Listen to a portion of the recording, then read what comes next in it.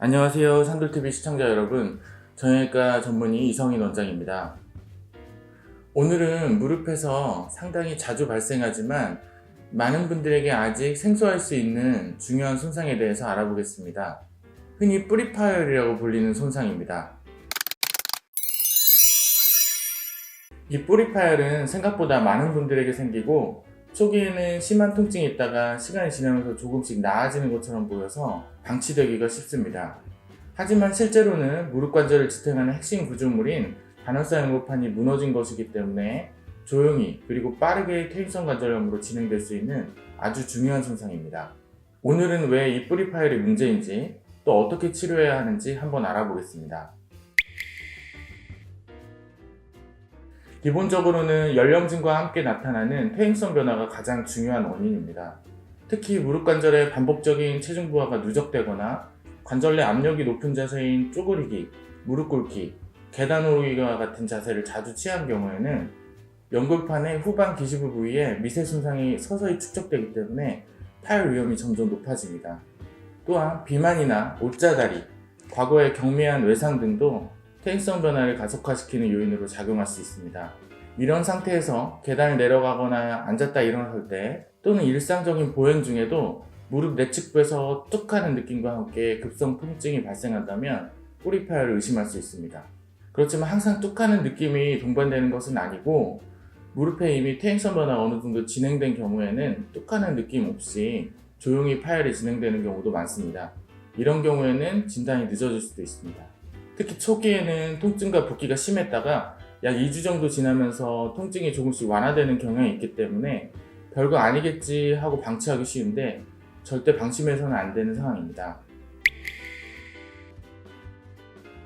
반월상 연골판은 무릎에서 위쪽 대퇴골과 아래쪽 경골 사이에 위치하며 체중을 분산시키고 충격을 흡수해서 관절 연골을 보호하는 매우 중요한 구조물입니다. 이 연골판은 경골에 부착되어 있지만 실제로 뼈에 견고하게 붙어있는 부분은 앞쪽과 뒤쪽에 뿌리 부분뿐입니다. 그 외의 대부분은 무릎이 자연스럽고 유연하게 움직일 수 있도록 관절낭에 느슨하게 연결되어 있습니다. 따라서 뿌리가 파열되면 연골판 전체가 제 자리를 유지하지 못해 불안정해지고 체중이 실릴 때 바깥쪽으로 밀려나오게 됩니다. 이로 인해서 연골판은 본래의 기능을 거의 상실하게 됩니다. 반월사 연골판이 수행하던 하중 분산과 충격 흡수 기능이 약해지면 관절 연골이 직접적인 압력을 받게 되어서 손상이 빠르게 진행되고 결국 관절염이 급속도로 악화됩니다. 즉 후방 기시부 파열은 연골판 기능 상실을 통해 관절염을 가속화시키는 매우 중요한 병변이며 특히 관절염이 심하지 않은 비교적 젊은 환자에게는 반드시 주의가 필요합니다. 결론부터 말씀드리면 후방 기시부 파열은 수술적 치료를 적극적으로 고려해야 합니다. 대부분의 반월상 연골판 손상은 통증이 심하지 않은 경우라면 약물치료나 주사치료만으로 일상생활이 가능하기 때문에 보존적 치료를 우선적으로 계획하는 경우가 많습니다. 그러나 후방 기시부 파열은 일반적인 연골판 손상과는 다르게 접근해야 합니다. 후방 기시부 파열 역시 시간이 지나면서 통증이 자연스럽게 완화되거나 약물이나 주사치료로 증상이 좋아지는 경우도 적지 않습니다.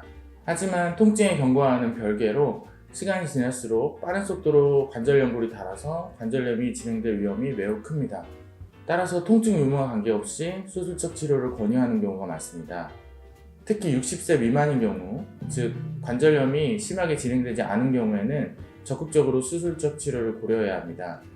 그렇지만 이미 관절염이 상당히 진행되어서 연골판 복원 자체의 의미가 적은 경우나 나이가 많으셔서 인공관절 수술이 더 적합한 경우, 특히 연골판을 봉합한 부위의 생착을 위해서 필요한 최소한의 재활기간을 확보하기 어려운 경우에는 수술을 보류하거나 다른 치료를 우선적으로 고려할 수 있습니다.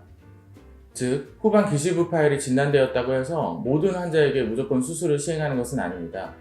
환자의 연령, 관절 상태, 그리고 생활 여건 등을 종합적으로 고려해야 해서 치료 방향을 결정하게 됩니다. 수술을 하지 못하고 경과를 지켜본 사례는 매우 많이 있지만 이분은 불과 7개월 만에 내측 관절 간격이 급격하게 좁아지고 관절염이 빠르게 진행되었습니다.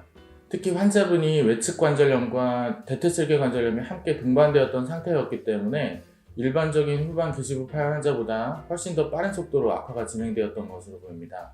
실제로 대부분 환자에서는 후방 기시부 파열 이후 1-2년 이내에 관절염 등급인 KL 그레이드가 1단계 이상 악화될 가능성이 매우 높은 것으로 보고되고 있습니다. 후방 기시부 파열을 치료하는 표준적 방법은 풀아웃 수처 방식입니다. 수술은 관절경을 이용해서 진행하며 파열된 연골판의 후방 기시부를 확인한 후 두세 바늘 정도 봉합실을 통과시켜서 고정 준비를 합니다. 그 다음 경골 쪽에 작은 터널을 만들어 봉합된 실을 터널을 통해 아래쪽으로 당겨서 고정하는 방식입니다. 이 과정을 통해 파열된 연골판에 원래 부착되어 있던 뼈의 위치에 정확하게 복원하고 치유를 유도하여 다시 반월성 연골판의 하중 분산 기능을 회복시키는 것이 목표입니다. 수술 후에는 일정 기간 동안 체중 부하를 제한하고 단계적으로 재활을 진행하여야 좋은 결과를 기대할 수 있습니다. 특히 다리가 O자로 휘어있는 내반 변형이 심한 경우에는 단순히 뿌리만 봉합하는 수술은 성공률이 낮아질 수 있습니다. 내반 변형 자체가 뿌리 파열을 일으켰던 중요한 위험 인자였기 때문에 변형을 교정하지 않으면 봉합된 부위에 과도한 스트레스가 계속 가해지기 때문에 재파열 위험이 높습니다. 그래서 이런 경우에는 휜다리 교정술이라고 불리우는 근위경골 절골술을 함께 시행하여 다리의 정렬을 바르게 교정해주는 것이 권장됩니다. 정렬이 고정되면 반월성 연골판에 가해지는 압력이 줄어들기 때문에 봉합 부위의 생착률이 높아지고 추가적으로 관절염 진행 속도도 늦출 수 있습니다. 오늘은 내측 반월성 연골판 후방 기시부 파열, 즉 뿌리 파열에 대해서 알아보았습니다.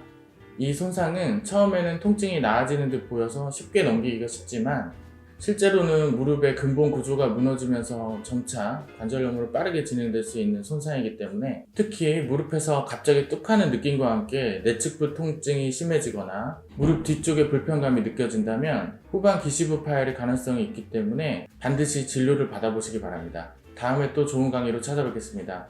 감사합니다.